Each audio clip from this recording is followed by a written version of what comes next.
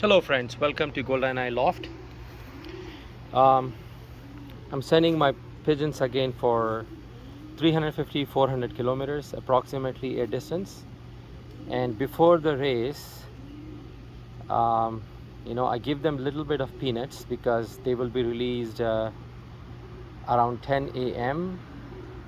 and now it's 6 p.m. so it's almost like 20 hours after now, and I give them some peanuts in my hands and then they eat it. You will see the following video after that.